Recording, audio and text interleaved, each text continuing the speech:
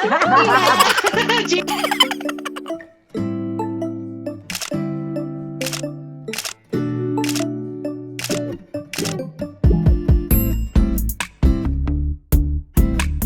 everyone, my name is Eden. Eileen, Era. Christine. Jinalyn. And we are the... But anyway, I'd like to welcome everyone to our YouTube channel and welcome to our very first episode. So since it's February, you know, it's the love month and we are going to talk about relationships, but it's not what you think it is. So we are in our 30s, so we are often asked, when are you going to settle down? Or when are you going to get married? When are you going to have kids? So personally, I do not know how to answer that question. If you are asked that question, how do you feel about it? And how do you answer that one?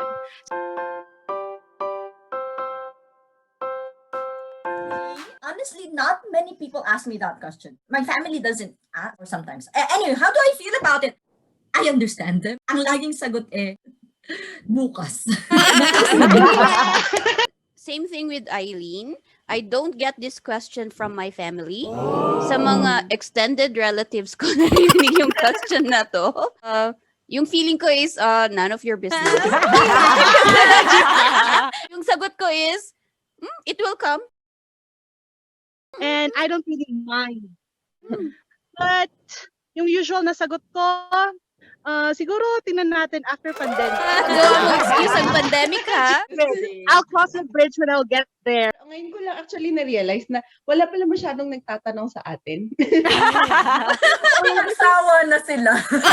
Na-surprise din ako sa fact na yan. Promise. Or di lang kayo nakikisocialize masyado Hindi, kaya. hindi naman siya offensive sa akin kung tinanong ako. Okay lang. Anong sagot mo? Wala, bakit ba? Mukha ba akong Diba? Yung personally, hindi ko alam kung paano sasagutin yung question na to. So, dito lang naman sa bahay nagtatanong yan kasi sinabi ko naman na in the past, like everyone is ang status in a relationship. So, ako lang yung hindi. So, parang, we'll see. Hindi pa naman ako na-awkward. And Of course, hindi ngayon kasi married na ako, no? Pero ako may anak na akong isa. Ang isa lang kumukulit na question of, may adding na ba? Diba? Level up na rin. So, anyway, how I feel kung tatanungin ako ng that question, gusto ko naman, pero wala pa siguro. Ganun nga daw yun, yung parang from singlehood, ibabambard ka ng question, ipipressure ka, when will you get married? But once you get married, when will you have your first child? Once you have your first child, when will you have your second child? So, laging may ganong pressure na parang hindi ka talaga siya aalis. So, parang feeling mo pag nakapag-asawa ka na sagutan mong lahat.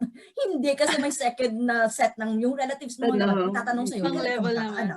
So parang it's never ending. So kung na-realize mo yan, then I won't do that. let's go to the second question. Is it okay to remain single for the rest of our lives? Or, sa Ilocano, Eileen, hashtag baak. Baak. Naririnig ko yung word na yan. Finster, old maid. Siguro kasi I have a son. Siguro isa din yun, kaya hindi talaga ako nagsisik. Kasi I'm satisfied and I've always thought na kami na lang talaga. So, pero pag someday may darating, I'd be really thankful. Is it okay to be single? 100% okay. What's important is I have my family. I'm surrounded by friends like you. I'm comfortable with being single, and that's it. No one can dictate na I should get married. Or yung parang napo-force ko, parang partnership. Parang gano'n yung companionship. Okay. Single forever? Why not? I think. Pareho tayo ng thinking. Pero I'm still hoping na someone will come and then I'm gonna spend the rest of my life with that person.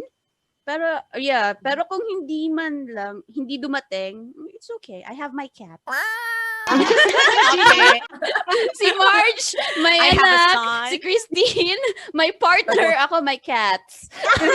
Ako, I have myself. I think we are very secure naman kasi sa ourselves. Kaya parang medyo nasa comfortable stage pa tayo. Kaya parang okay lang, di ba? Pero pag nakikita kayo mga married friends, it helps lessen the burden siguro. Yeah, iba din yung problem kasi nila. Parang if you have work sana na 100%, kapag may partner ka, at least happy kayo, di ba? Pero if you're single, you have to do everything by yourself 100%. My answer is of course two. Pero I went to a phase na, am I really okay? Or it's my defense mechanism kasi I'm not in a relationship right now.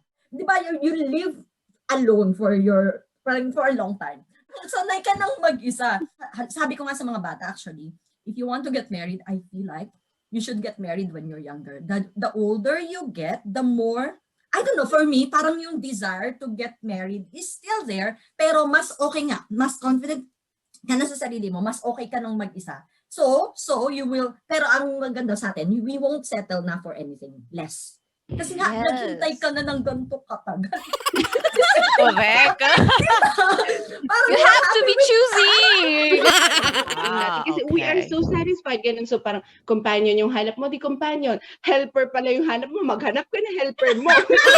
Or ano ba ang purpose ng husband sa'yo? Bakit ba gusto mong magkaroon ng husband? Or yung purpose ng Speaking of purpose ng husband. marriage in general, di ba? Yeah, it will get there talaga pag time na or kung na-meet mo na talaga yung the right person. Yung hanap mo sa isang tao, yung company, friendship, yung, you know, you can share everything without judgment. Hindi ka tinadown, hindi ka minamanliit, inirerespeto ka. O yan, dyan siya sa likod. Ay, minamahal ba sa husband ka?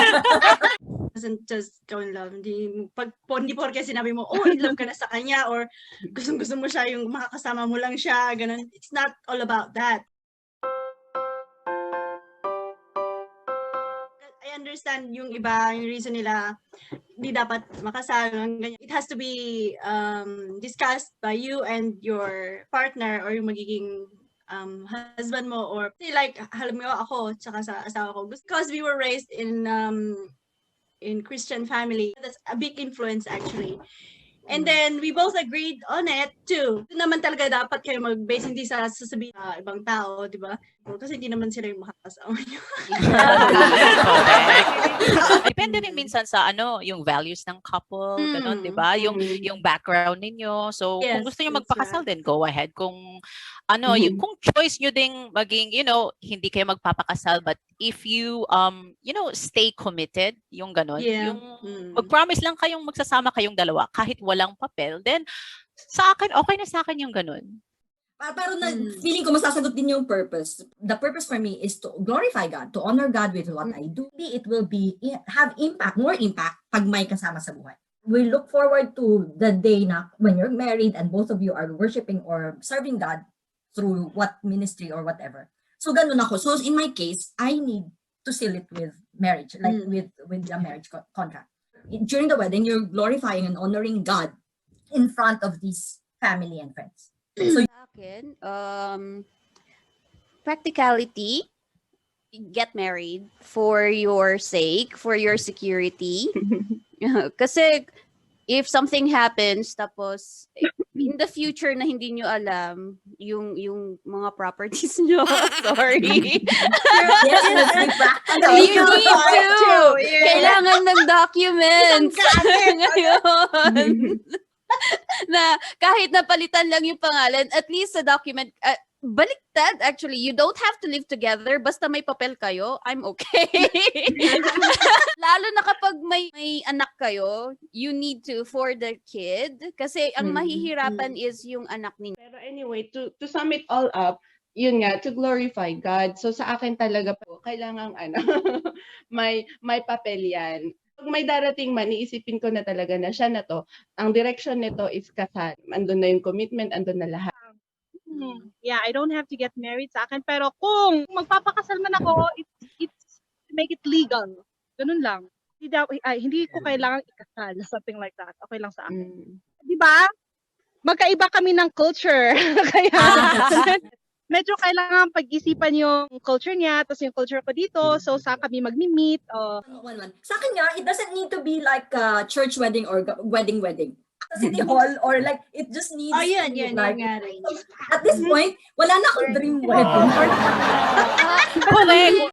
Kapag in-ask nyo yung question na to maybe 2 years ago, 3 years ago, I siguro know. yung dream ko may wedding, meron pa akong dream wedding, pero ngayon wala na. Parang sige, pirma na lang, it's done. Okay, very insightful, ladies. Nakakatuwa. So, I hope yung mga singletons dyan makarelate din sa amin. And yeah, comment down below Yeah, you your can share insights. your own You can- thoughts about Correct, the di ba? questions. So, we're open to healthy dialogue or healthy conversation nga, di ba? So, Do I not hope... judge here. Okay, so that is it, guys. And Like thank you and for subscribe. watching our very first episode. So, bye! Share.